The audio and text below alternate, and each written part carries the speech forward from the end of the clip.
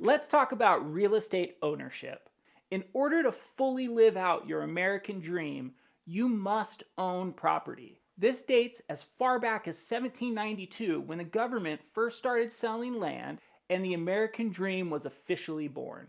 Since then, purchasing and owning land has become a lot more refined, but the tenets remain the same. Sometimes it's as simple as trading money for property and having the deed written into your name, and sometimes it can be a lot more complicated.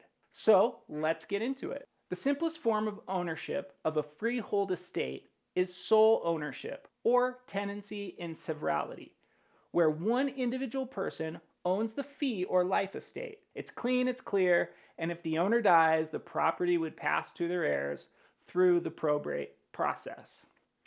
When we start getting into multi-person ownership, things get a little bit more complicated. When more than one person has ownership, it's lo and behold called co-ownership.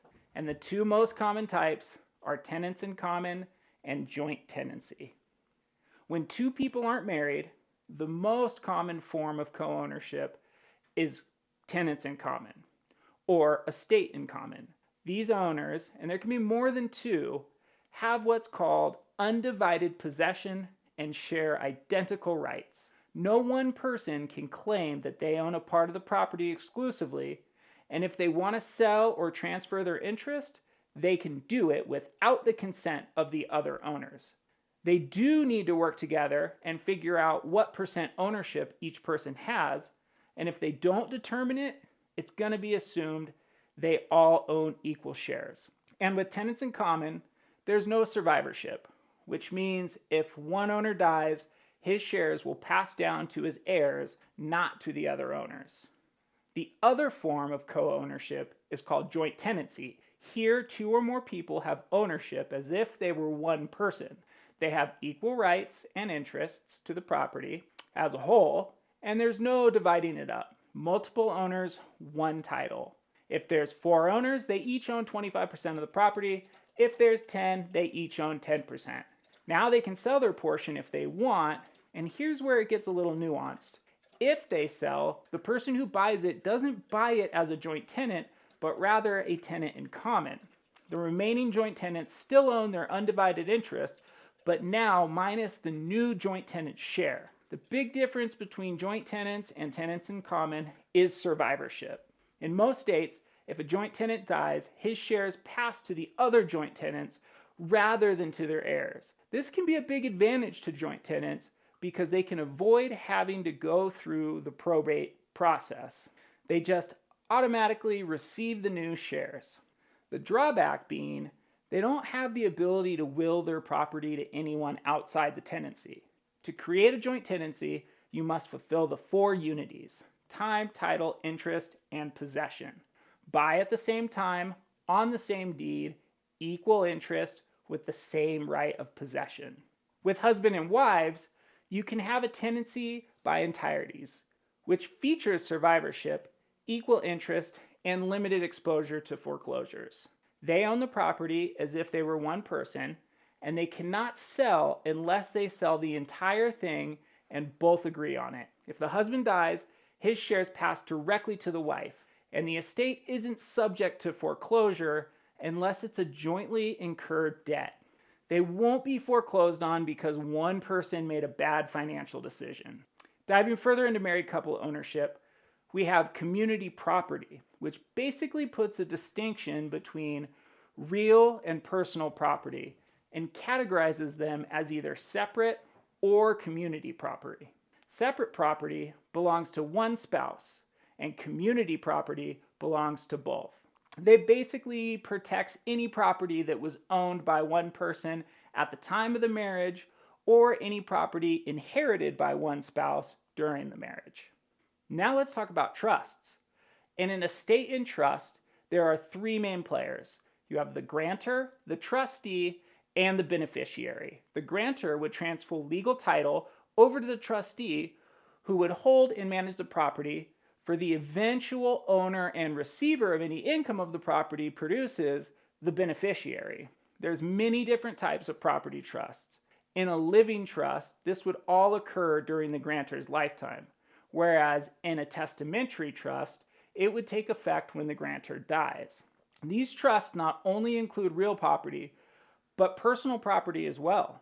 In a land trust, the grantor or trustor would transfer the estate to the trustee and then be able to name himself the beneficiary.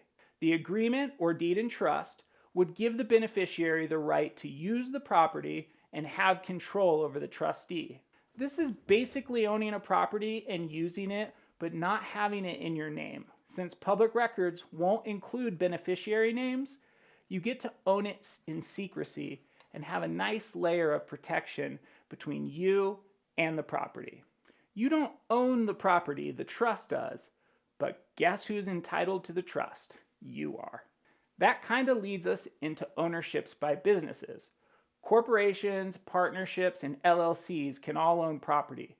If you own a business with someone, you could have a tenancy and partnership provided by the Uniform Partnership Act. You and your business partner would have equal rights that wouldn't be assignable, and the property would have to be used in connection with the business.